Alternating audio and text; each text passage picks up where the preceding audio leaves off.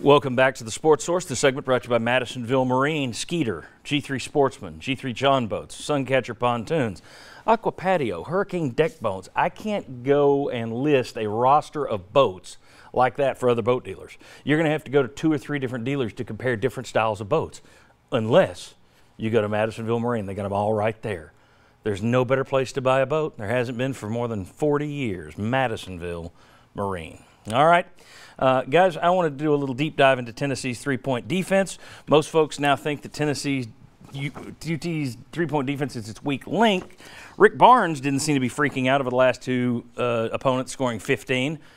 Let's see if we can get the graphic. Some of those have been unbelievable shots. I don't think we could defend it any other way than we did. They're going to make some of them, but some of the shots all you can do is just get as close as you can, try to contest a shot without fouling. And some of those are really deep threes. And we've played 2 teams that have shot it great. It's not like they're layups either. They're making shots from very deep range, and that's part of the game. And that three-point line is a great equalizer in some ways. Okay, well, let's take a look at UT's three-point defense. I thought this was interesting. It's not terrible. Not terrible. By percentage, it ranked 6th in the SEC at 33.7%. This might surprise you. That's better than LSU, Kentucky, Auburn, Mississippi State, or Ole Miss, who also all made the tournament. Now, that's percentage. They have allowed the 3rd most in the SEC. Okay, that's not great. They've also faced the 3rd most shots. Part of that might be skewed by the fact that they've led all year. You had 19 games in a row that you won, so many double-digit wins. That leads to a lot of threes being fired up against you. NCAA teams allowing 33%. Ohio State, Washington, Virginia Tech, Oklahoma, Kansas. They're not bad either. What did Auburn do to them last night? Yeah. Let's take a look. Is this Tennessee's Achilles heel? This might surprise you. Tennessee is 17-3 when the opponent hits 8 or more threes. Tennessee's 9-2 when the opponent hits 10 or more threes. They're 500, 2-2 when the opponent hits 13 or more threes. And they're 13-3 when the opponent launches 25 or more threes. So just seeing a lot of threes go up isn't necessarily doom for Tennessee. However, it's doom for everyone is the way I look at it. It's more than an equalizer nowadays. What you got here, rather than just throw out a theory, I wanted to test it and went back and I looked at all 32 box scores from the first round of this year's tournament. I also looked at all 32 box scores from the first round of the 2009 tournament, so over 10 years. What you see is 3-point attempts per game for the winning team, 21 this year. It was 17 10 years ago. They average making 8 a game now. They made 6 10 years ago. In terms of the losing team, that's jumped from 20 a game in 2009 to 26 a game right now. From 6 hits to about 8 hits.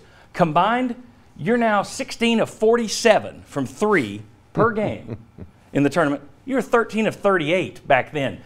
So you're shooting about 10 more shots a game. It's not necessarily that the percentage has gone up. People are saying, well, they can shoot well because they hit 10 threes. No, they took 40 shots to get to 10. Your shooting percentage is actually a little lower over the last 10 years. And more unbelievably, in terms of 20 attempts, of 64 teams so far in the first round this year, 50 of them launched at least 23 balls. Only 29 did it in 2009. You've gone from 29 to 50 in 10 years. And of those 50 this year, all 32 losers launched at least 20 games, launched at least 20 three-pointers in their games. 30 attempts, you only had 3 in 2009, one of those being Tennessee's 33 and a loss to Oklahoma State. This year you've already had 9 teams do it.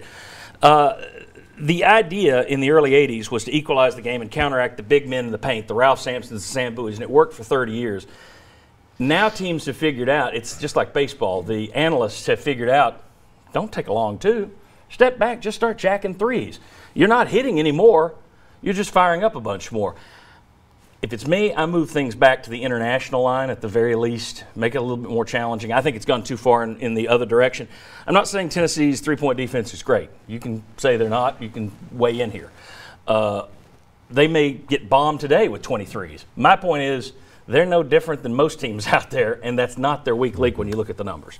Your thoughts on anything I just said there? Agreement, disagreement, where you want to go? Well, there's a lot to go there. It's great information. I think the thing for me that Tennessee struggles at, what leads to more threes for opponents, we're not very good on the ball defenders. We are very good at protecting the rim. We've got good interior guys. We're not good on the perimeter. We switch a lot. Our ball screen defense is not great. We are also very good at helping. So what happens is guys can penetrate, get by their man. We're good helpers, which then leads to open shots for other people. So we're giving up more threes. The biggest frustration for us as fans is the fact that when other teams shoots a lot of threes, we become suckers and get away from what we're really good at and shoot more threes, as opposed to just doing what we do well. My concern is not defensively the three ball; it's defending off the dribble. Can we keep guys out of the paint? Yeah, and my point, you're correct. They'll give up a lot of threes. As you're seeing, everyone's giving up more three. Your thoughts on this? Do you think is the 3 line right where it needs to be? Do you think it's a problem or no? I'm for moving it back to the international line.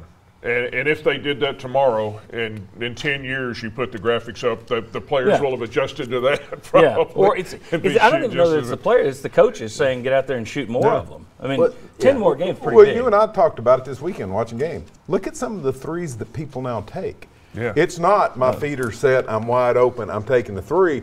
I've got a guy here, I catch it with one hand and turn with the other one and shoot it. Yeah. So that's what's different to me is you see that a lot. You see a lot more guys taking Chris Lofton shots, where it used to just be guys like Chris Lofton. It's just a math game in my view. It's jumped so much and the shooting percentage hasn't gone up. It's just kind of let's game the system a little bit. It would be like, to me, a football team saying let's just throw a Hail Mary on every play. They complete 4 out of 40 passes, but they win the game 28-27. I think it's kind of gaming the system. You were going to add one last thing? I don't think they'll move it back because it's the part of the draw. It's part of the TV side of it. It is a game changer. You make 2 threes in a row, you're right back in. What was a double-digit lead is now a 2-possession game. Yeah. Well, I thought it worked well for about 30 years. I think now it's – if I'm Rick Barnes, you look at Villanova 2 of the last 3 years, you look at Auburn this year, next year – I just start chucking threes. That seems to be the way the sport's going until they change it. Chuck more threes. That's different from this year's team and the way they're built. But moving forward, I might look at that. If I'm a coach, that seems to be the fix-all, kind of like the option in offense. All right, in football. When we come back, numbers that matter. Iowa and Tennessee. Some points, games within the game that you can watch for to see who has the inside track to victory. Interesting stuff. Come on back.